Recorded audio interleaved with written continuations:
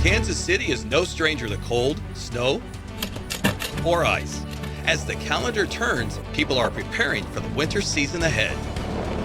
And that includes keeping the roads clear. We're inside a snowplow truck to get a clear view of how it's done. But what about KCI? Workers here show us what it takes to keep the airport operational during the winter months. The hazards can be on your usual walk anywhere in the metro. The dangers one slip and fall can bring and how to avoid them. Cold weather is coming. Can you feel it? We talked to a chiropractor to see how temperature impacts your joints. We talked to those that grow all of our food, like this winter wheat you see here. You want to know why the process is so deeply rooted in prep work? From those stories to our winter forecast and our snowfall predictions. Today, we want to make sure all of you are prepared to get ready for winter. Thanks for joining us. I'm Chief Meteorologist Mike Nico. We want to start with the question you're all probably thinking, the forecast. One of the biggest factors playing a part this year is something you've heard us talk about, El Nino. But how does the system shape winter around the world and affect us here in Kansas City? Cassie Wilson explains. When we talk about El Nino, we've got to go right to the equator. That's where we monitor ocean temperatures. Now, ocean temperatures right now, 82 to 86 degrees. That's a bathtub and well above normal for this time of year, which is why we are forecasting a strong El Nino to take over for the winter season. Now that ocean water heads towards that Aleutian low that hangs out over the west coast of the United States and gets pumped back towards the U.S. With that in mind, this is what we typically see across the United States when it comes to an El Nino winter. Wet weather across the southern tier and warm weather across the northern tier. We also tend to see a dry pocket from the Mississippi Valley out towards Appalachia. But what about Kansas City? Well, to break it down, it tends to be a warmer signature for us. When we take a look back at the strongest El Ninos ever recorded in our history, well, we tend to stay on the warm side of the spectrum. In terms of rain and snow, El Nino is a little bit of a wet signature for us, and El Ninos tend to show us some heavier precip through the winter months. But is it going to be rain or is it going to be snow? That's the question on everyone's mind. And well, El Nino winters, they can be all over the place when it comes to the snow signature here in Kansas City. Strong El Ninos can bring us 22 inches or 2.2 inches. So what's the setup looking like here this winter? Well, the Climate Prediction Center is forecasting a warmer than average winter for Kansas City and the northern tier, and they're forecasting a wetter winter for Kansas City in the southern tier as we move through that winter season. So when it comes to El Nino, it's just one piece of the puzzle that we look at as we talk about that winter forecast. Reporting for KSHB 41, I'm meteorologist Cassie Wilson. Temperatures and precipitation play a big role in our snowfall predictions too. We'll have more on that later on in the show. Then there's the question so many of us think whenever snow is in the forecast, the roads. We see the trucks clear them all season, hear the plows scrape against the pavement, feel the salt crunch under our tires. What we don't see or feel, all the work behind the scenes to keep those trucks moving. When you're up there in the truck, it's totally different than when you're down on the ground. So we are ready, loaded sometimes. We're ready to go. We do work 24 hours a day, 7 days a week. We'll go as long as it takes to get everything done. We're sharing the voices of drivers making the process many of us take for granted possible. Lindsay Anderson sat in the passenger seat of a plow truck in Lee's Summit during the maintenance department's snow dry run. Off we go. Here we go. Keeping the streets clear and safe during a winter storm takes a lot of time, energy, and care.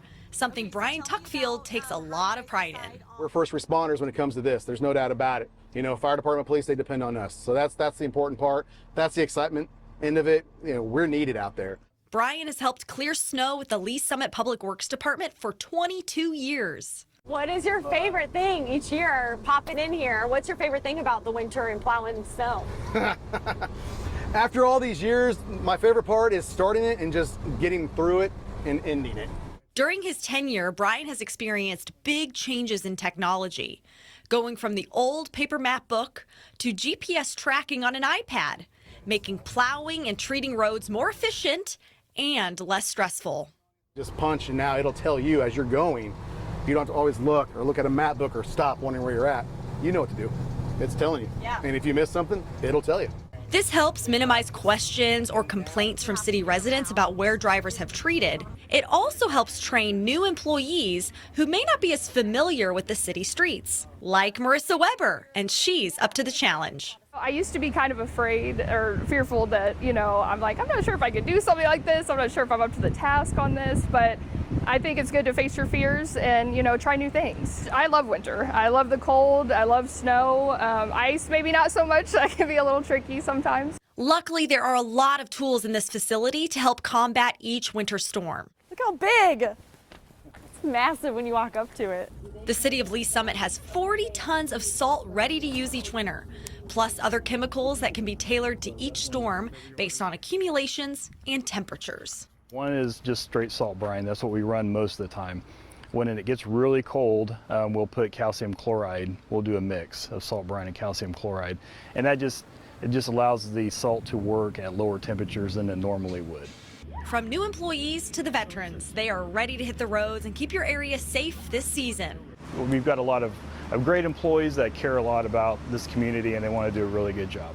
And some tips to get ready for the first snow? Be prepared for it. Make sure you slow down that day. Give yourself a little extra time. Our first snow is always the worst. We forget that the cars don't brake and accelerate the way they do on dry pavement. It's not just the roads that need to be cleared. Runways do too. How's it looking at KCI, Wes?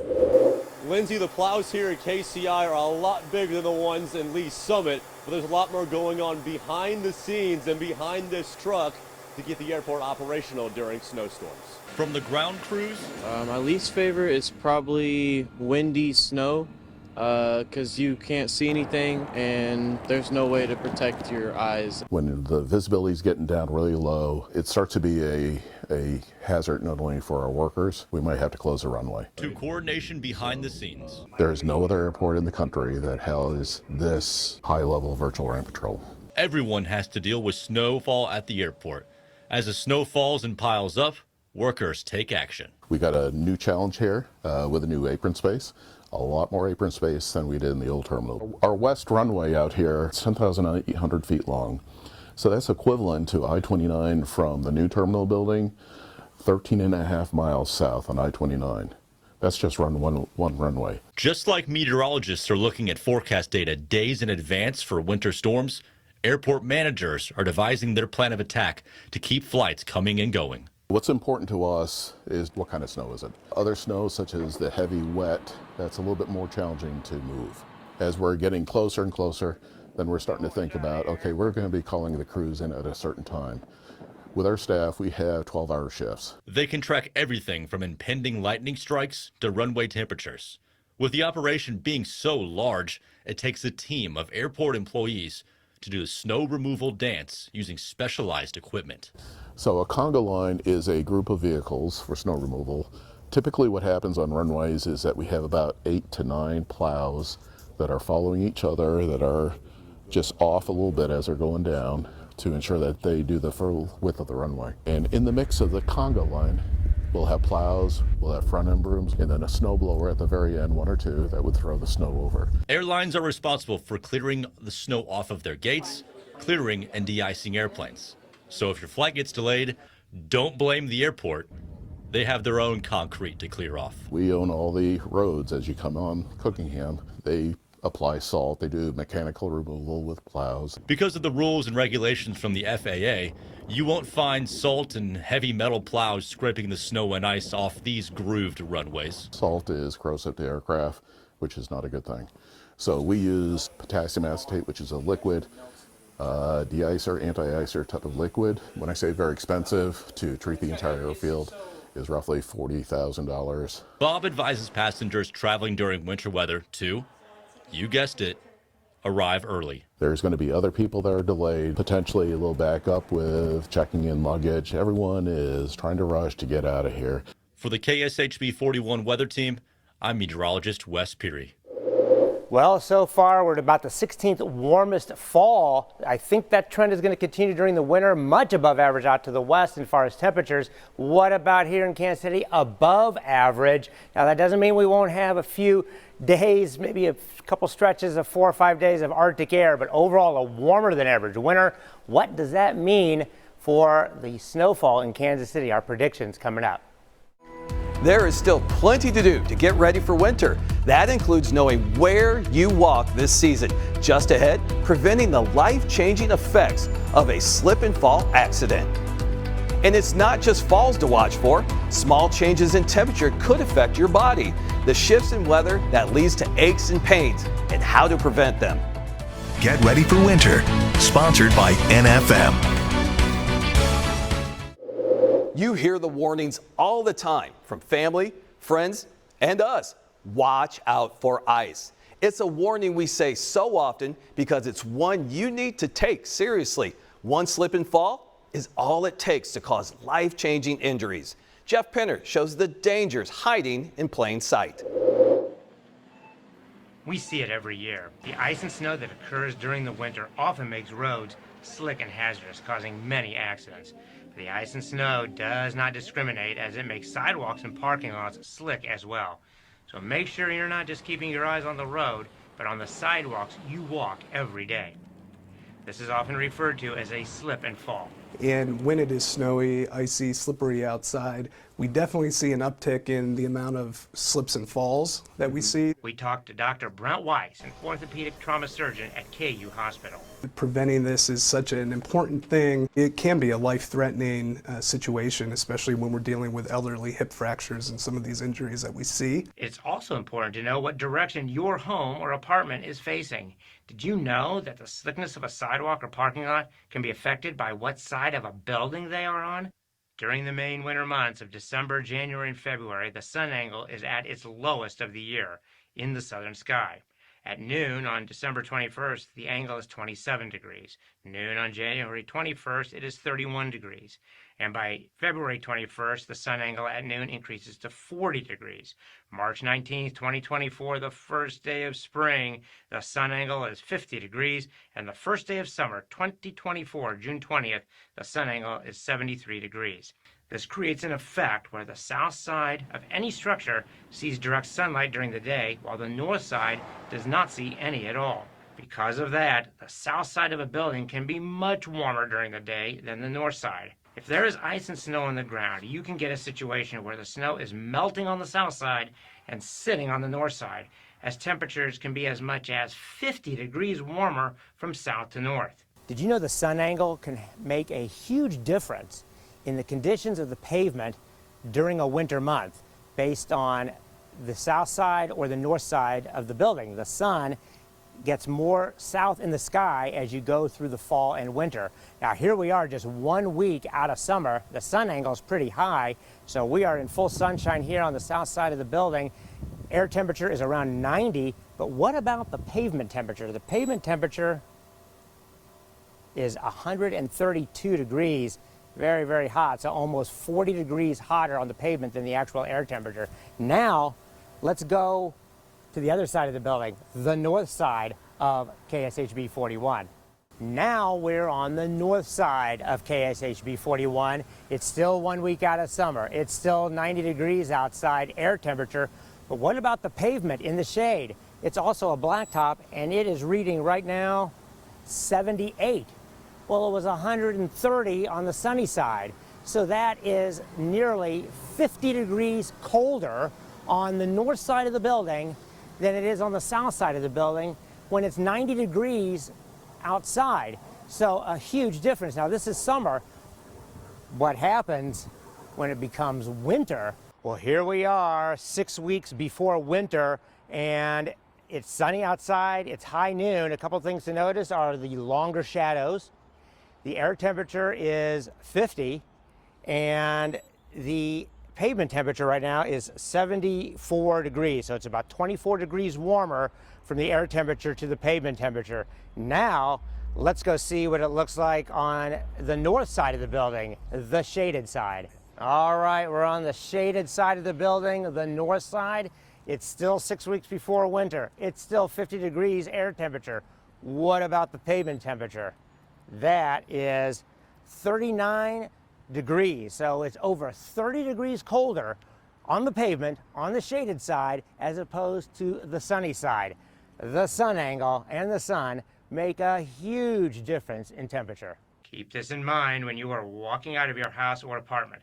The south side may be the safest, but always look where you're walking, especially when the ice and snow are on the ground. If you can utilize a path without stairs, which are particularly dangerous in the winter, that's always going to be beneficial. Walking on surfaces, whether it's grass or something like that, that may cushion the fall a little bit if you do have one. You may be able to avoid injury and years of pain. I'm KSHB 41 meteorologist Jeff Penner. Can storms create more aches and pains? Does the temperature drive the impact of flu and cold season?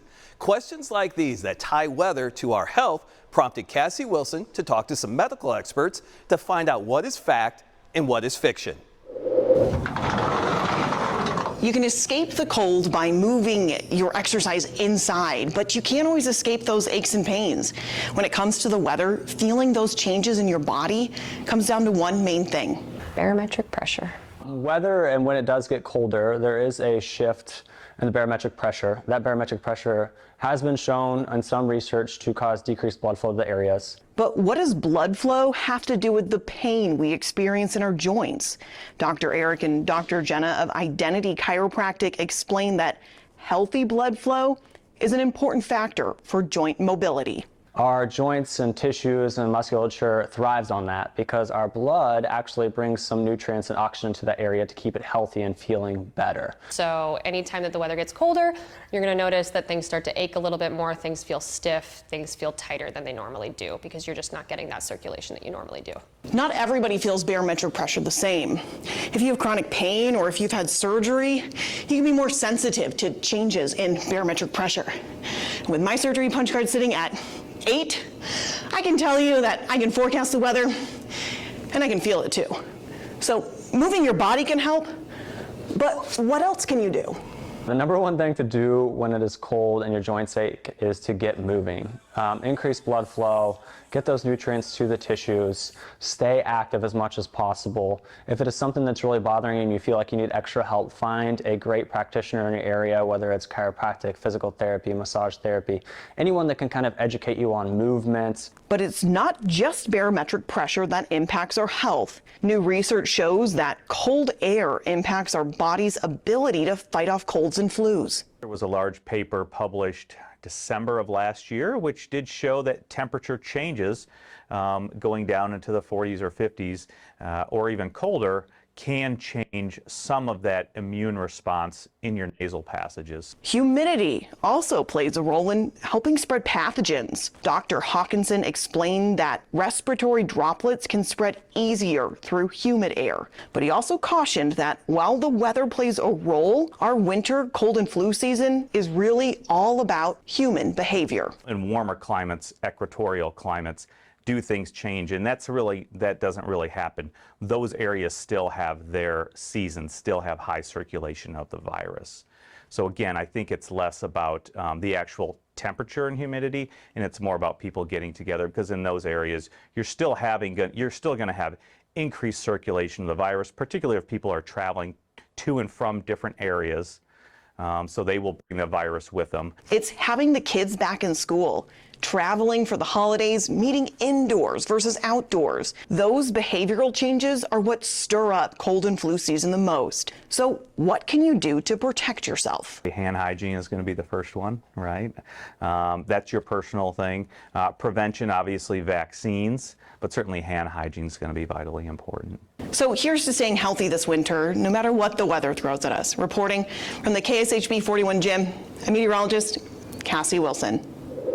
Now we talk about precipitation for the winter. The one thing that really sticks out is the southwest United States. Very dry. That goes against a typical El Nino winter, and Cassie talked about that. But using the cycling pattern hypothesis, for us, near to above average precipitation. We averaged 4.21 inches of rain and melted snow December, January, and February. So this means a couple of things. One, don't think the drought will end, but hopefully it will alleviate some. And what does it mean for snowfall? We will have our snowfall predictions coming up at the end of the show.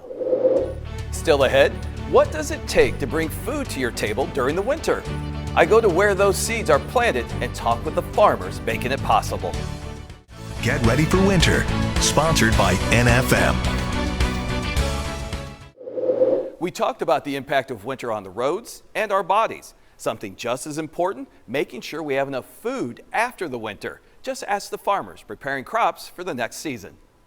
We're out there when we need to be out there, irregardless of the clock, irregardless of the weather. I talked with Jay Armstrong, a lifelong farmer from Atchison County. With his decades of experience, I went to his farm to learn how they fight the winter weather to ensure a strong growing season. After the fall harvest, these fields may look barren and dormant. Look closer. You'll see that the work for next year's crop is already underway. Jay Armstrong is no stranger to the ever-changing Midwest weather our farmers deal with. His family has owned and worked this land since the late 1800s. I'm a fourth-generation farmer. He's also something of a weather expert. You know, farmers are kind of their own weathermen. Through the generations, each winter takes on its own personality, challenging farmers. Always looking to improve next year's harvest. That work is completed during winter. Whether it's in the field and, nowadays, in the office on their computer. As the land rests, Jay looks at his farm from a management point of view. This is where we're at right here. So, I mean, that was that sprayer that you were just looking at. These maps show where last year's crop yielded the most and least amounts. So right over here, where it was dark green, it was doing 250 bushel. That's good. This helps Jay make decisions for next year. The biggest question, where he'll plant more or less seeds. One of his biggest expenses. From a management point of view, I'm sitting there and I'm trying to figure out the dollars and cents to things, you know. Farmers are doing all this while dealing with winter weather in the fields. It's always changing. Right. It's never, one year is never the same as the other. What would the ideal winter be? Well, I like a certain amount of snow. Okay. I don't want blizzards. Jay says the winter wheat needs a nice blanket of snow to create ideal soil conditions and protect it from other hazards. See how hard this ridge of dirt is? Whereas in your loam soils and of course sandy soils dry out too much. Yeah, you can't even break this thing. The moisture and weight of the snow breaks down these clumps and creates a smooth ridge that encapsulates the wheat and holds moisture needed for it to survive the winter. The snowpack also acts like a security blanket, blocking winter's harsh, dry winds. So next time you enjoy a cold one, eat some of your favorite foods, or have to deal with a snowy commute, remember that Jay and other farmers need that snow to make it happen. The thing of it is that we're out there when we need to be out there, irregardless of the clock, irregardless of the weather. While we're talking snow, it's almost time for our snowfall predictions. Our forecast after the break. Get ready for winter. Sponsored by NFM.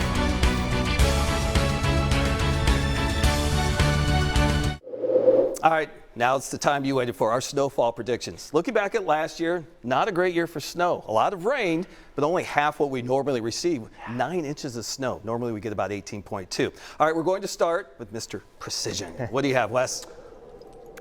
16.3 inches. Go across the river and go bet on it right now at the casino, because that's what it's going to be, guys.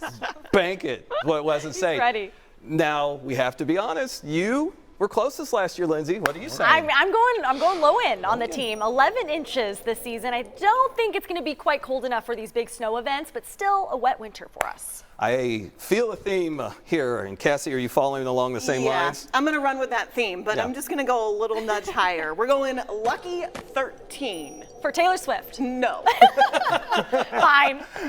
All right, let's talk to Jeff. Jeff, I feel like you and Wes had like one of those Price is Right moments. You battled each other, Bob. and Wes went a little bit higher. Yeah, I'm going 16.0 inches, and I think the cold air is going to be an issue, but we could see some rain and ice as well. So it's going to be an interesting winter. I think wetter than average.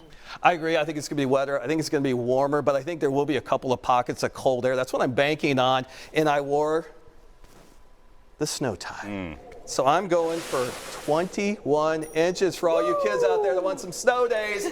You want to follow this forecast. That was pretty fun. All right, thank you for your predictions. About 15.5, I think, is the average between us, which is still well below average. Well, that will do it for our special. We hope that everyone has fun, stays warm, and stays safe this winter. Have a good night.